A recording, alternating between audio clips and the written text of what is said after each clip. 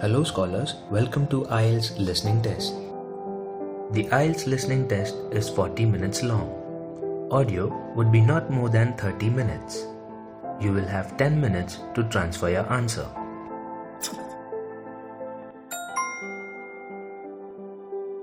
Good luck. The test is in 4 parts: Part 1, Part 2, Part 3, and Part 4. Now look at Part 1. Part 1. You will hear a man phoning a London tour agency to ask about tours around London. First, you have some time to look at questions 1 to 5.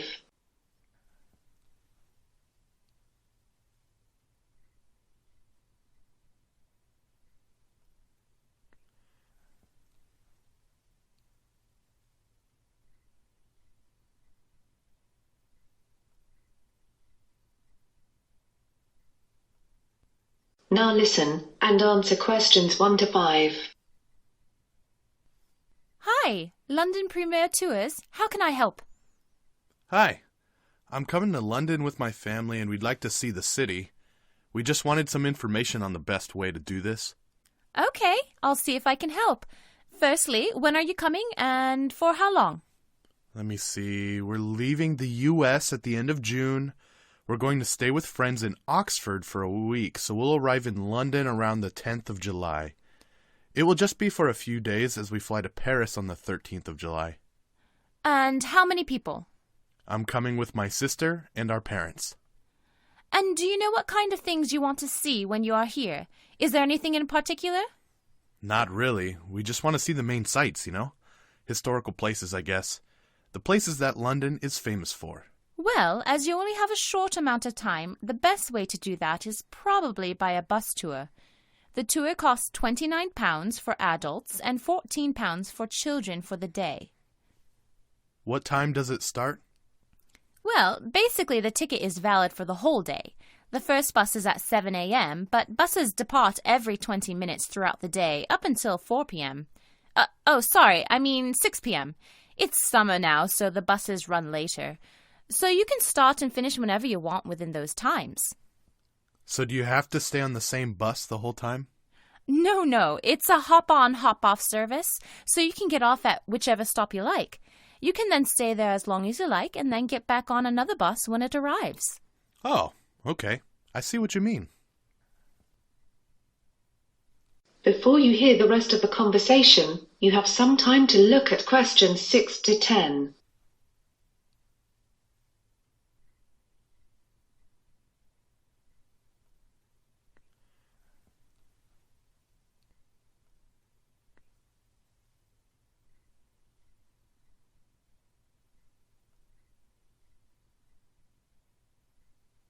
Now listen and answer questions 6 to 10.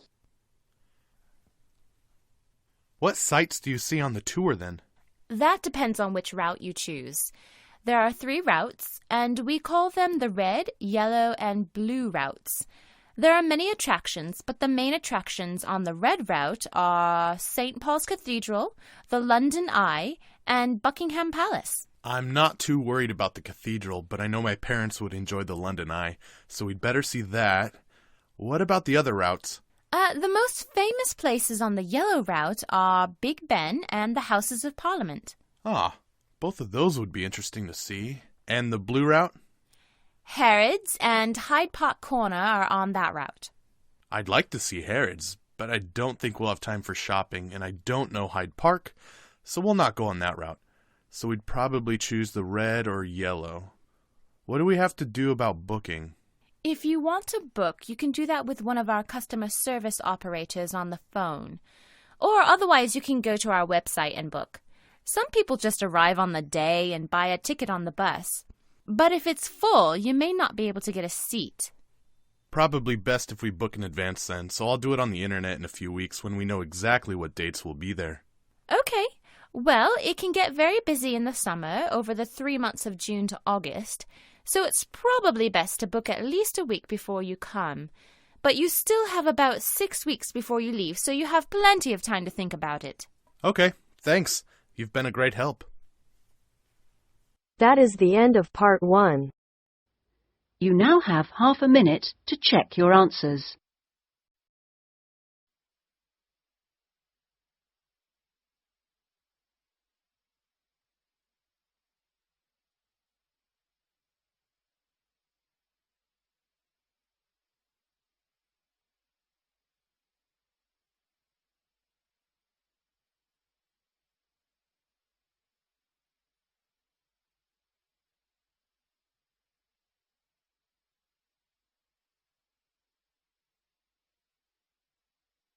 Now turns to Part 2. Part 2. You will hear a woman talking to a group of students about volunteering opportunities with her company, Time Abroad. First, you have some time to look at questions 11 to 14.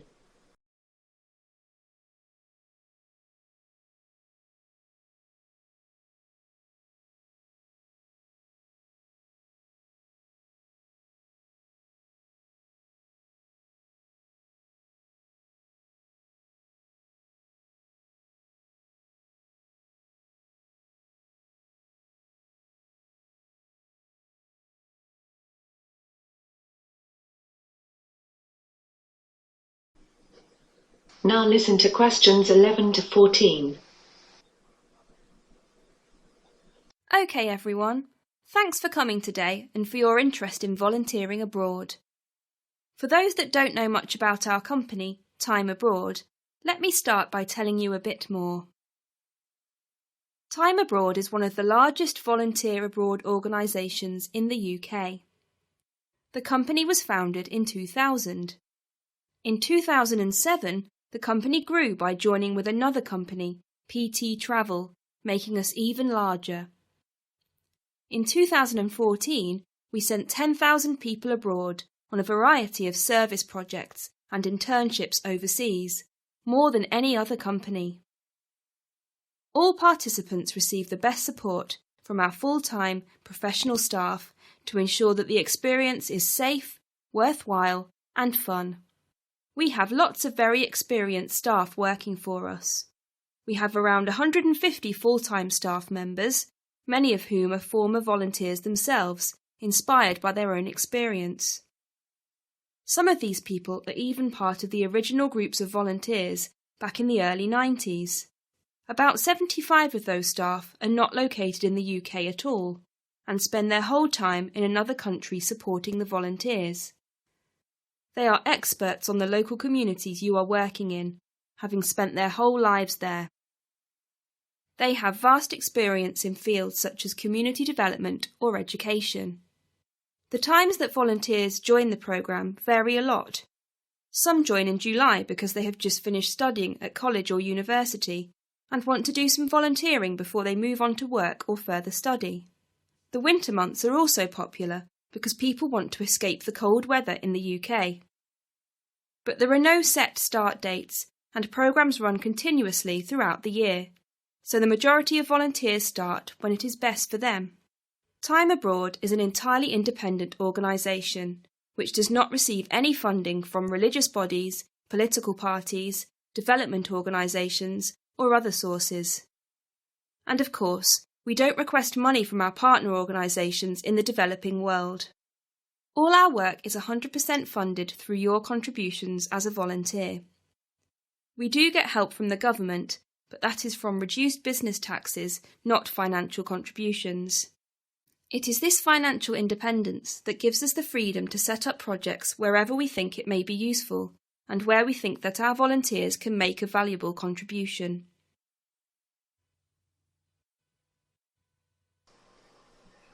Before you listen to the rest of the talk, you have some time to look at questions 15 to 20.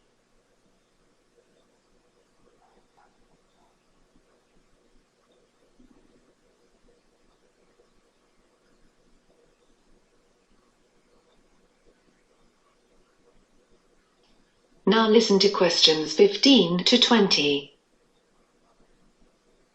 Now I'm going to tell you about some of the more popular opportunities in a bit more detail.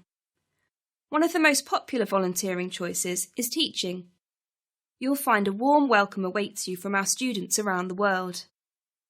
The main thing you will do is assisting with English conversation, because although the local teachers are very capable of teaching the structural aspects of the English language, such as the grammar, they do not use the correct intonation or pronunciation because they lack the confidence of a native speaker.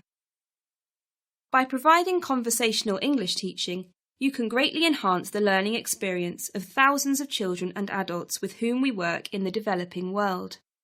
You can also volunteer in agriculture and farming. Access to safe and healthy food is a major concern of any society. Volunteers work on a farm with the aim of promoting sustainable local food sources and responsible farming. Using pesticides and other destructive agricultural techniques can have a long-term negative impact on the environment and threaten the future well-being of whole regions. Time Abroad's agricultural and farming projects focus on organic farming practices and educating local communities on their benefits. You could also volunteer in the field of veterinary medicine. If you do this, you will be working alongside a vet in a local veterinary practice. You will help the vet when people bring in sick animals or join the vet on visits to people's houses or other places. You will gain fantastic insight that would not be possible in your own country. You are likely to see many exciting types of animals, like snakes, big cats, or even elephants. And you will develop a better understanding of the problems people are faced with in both urban and rural areas of the Third World. So, I hope that's helped you to learn a bit more about time abroad. Does anybody have any questions? That is the end of part 2. You now have half a minute to check your answers.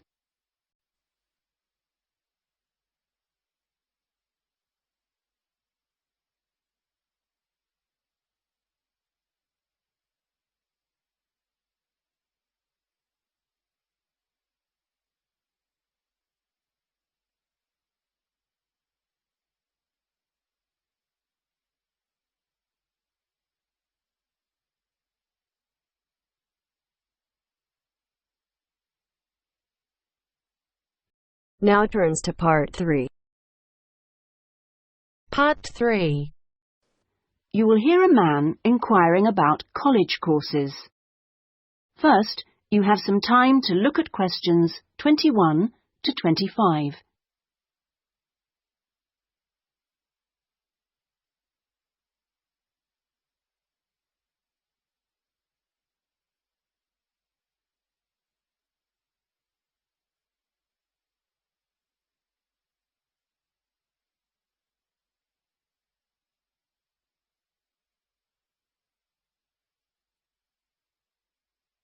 Now listen carefully and answer questions 21 to 25. Hi, can I help you? I was told to come here because I'd like to talk to someone about taking a management course. Right, I'm one of the tutors, so I should be able to help you. Oh, good. My name's Brian Ardley. I've decided to enrol on a part-time management course. A friend of mine took one last year and recommended it to me. Right. Is there anything I should do before the course, like reading or anything? We prefer to integrate reading with the course, so we don't give out a reading list in advance. But we like people to write a case study describing an organisation they know. I've already done that, as my friend told me you wanted one. But would it be possible to sit in on a teaching session to see what it's like? I haven't been a student for quite a while. Fine. Just let me know which date and I'll arrange it with the tutor. Now, could I ask you about the college facilities, please? Anything in particular? Well, the course is 1 day a week, all day, isn't it? So presumably it's possible to buy food. Yes, the refectory's open all day. Does it cater for special diets? I have some food allergies. Provided you warn the refectory in advance, it won't be a problem. Good. What about facilities for young children? I'd like to bring my daughter here while I'm studying. How old is she? 3.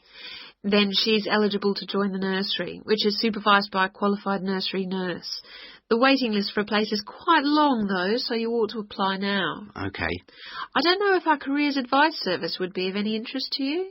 Yes, it might help me decide how to develop my career after the course. The centre has a lot of reference materials and staff qualified to give guidance on a one-to-one basis. I noticed a fitness centre next to the college. Is that for students? It's open to everyone, but students pay an annual fee that's much less than the general public pay. And presumably the college library stocks newspapers and journals as well as books. Yes, and there's also an audio-visual room for viewing and listening to videos, cassettes and so on. Is there also access to computers? Yes. Your tutor will need to arrange with the technical support team for you to get a password, so ask him or her about it when you start the course. OK. Before you hear the rest of the conversation, you have some time to look at questions 26 to 30.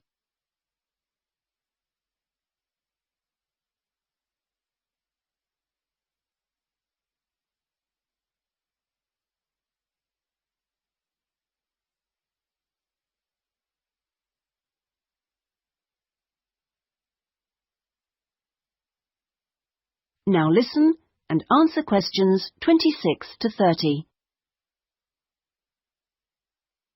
By the way, do you know about our business centre?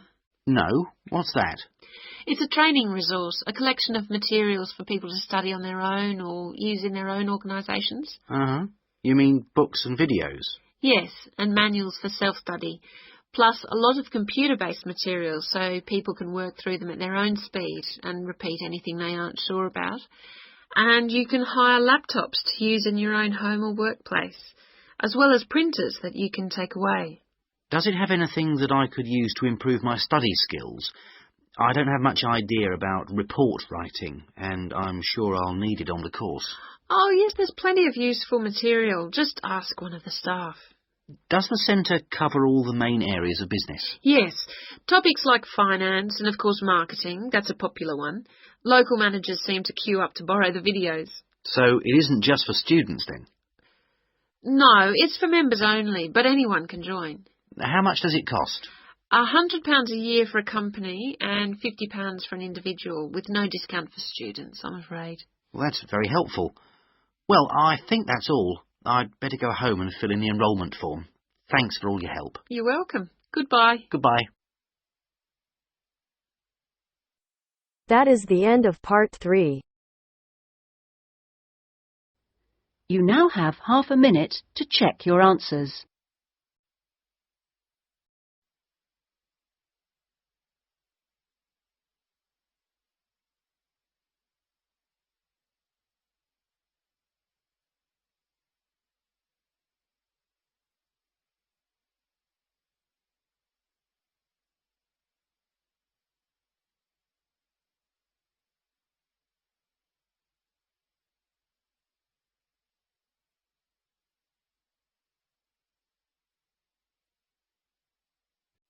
Now turns to part 4.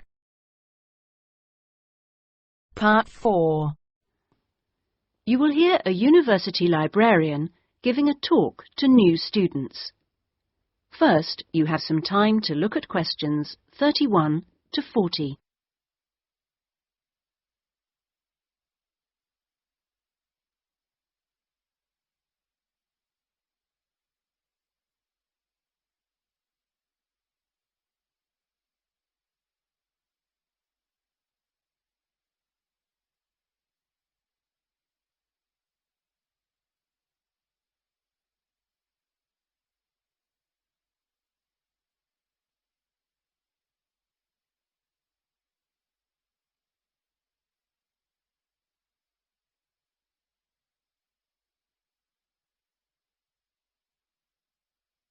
Now listen carefully and answer questions 31 to 40.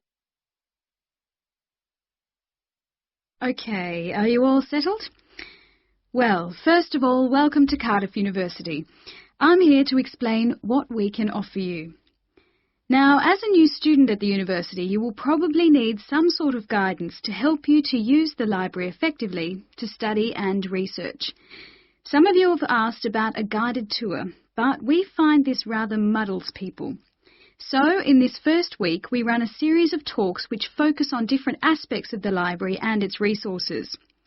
You'll also find that to get the most out of the library, you really do need to be computer literate. And so all this term we run small classes which will bring you up to speed on how to access the computer-loaded information. Okay, now let me give you an outline of what's available to you. You'll find that the computers are increasingly used as a research tool. Many students do most of their research on the internet, and the library computers are permanently online. Having found what you need, you'll find you can readily save texts on your personal computer space to print off when you need. You might think that it is the fastest way to get information, but the links can be slow. Clearly, you can find lots on there, but much of it is useless information, as it is from highly debatable sources, so be critical. You'll also find that the library has loaded several CD-ROMs onto the computers from specialist reference sources such as the MLA. It means we can expand what we offer you at very little extra cost and saves us having to invest in more and more books. The CD-ROMs contain exactly the same information as the reference books, as the two are updated together. Now, most of you will need to refer to journal articles in your work, and you'll find you can also access these online, and we encourage you to do so. Clearly, some of you will find the printed version more accessible as it sits on the shelves, but I'm afraid the intention is to phase these out eventually. However, you will still be able to print off a version of the text rather than photocopying the journal pages. So you must get used to working online. Naturally, we do still have the full range of classic reference books, additional to the CD-ROMs for you to use, and there are several copies of each one. This is because some of you may prefer to borrow a book rather than sit in the library. There is a restricted loan time on these, so that they are not missing from the shelves for too long. Although there is a section manager for each part of the library, they are very busy, and so if you do get stuck looking for things, you should ask the relevant cataloguing assistant. As your training supervisor, I just oversee your induction and will not be around after this initial week.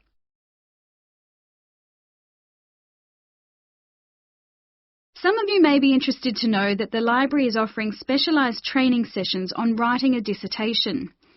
Obviously, this is not relevant to those of you who are undergraduates, it is just for postgraduates. Your department will discuss the planning stage of the dissertation, i.e. what you're going to do with you, and we will focus on the structure of it. However, the training will also include some time on the computers. I realise most of you know how to organise files, but we can show you the different ways to run data programs. Your tutors will tell you at the outset how to set out the chapters they require, but you will need to ask them how they would like you to organise the bibliography, because it varies depending on your subject area. When you've got something together, the trainer here will look through the draft version for you to see if it's okay. And one final point, for those of you who have registered from abroad, we can offer individual sessions on dissertations if you feel you need them. If you require language lessons, then they are available from the International Centre next to the Law Department. That is the end of Part 4. You now have half a minute to check your answers.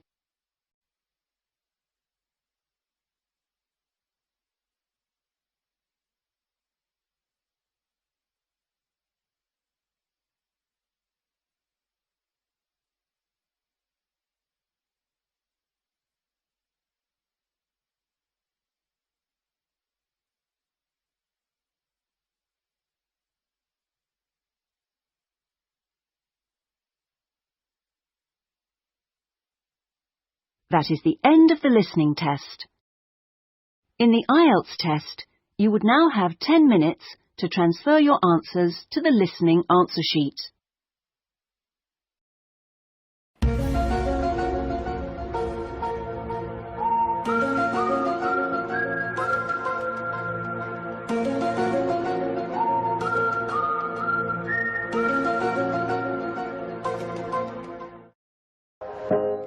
Hope this helped you.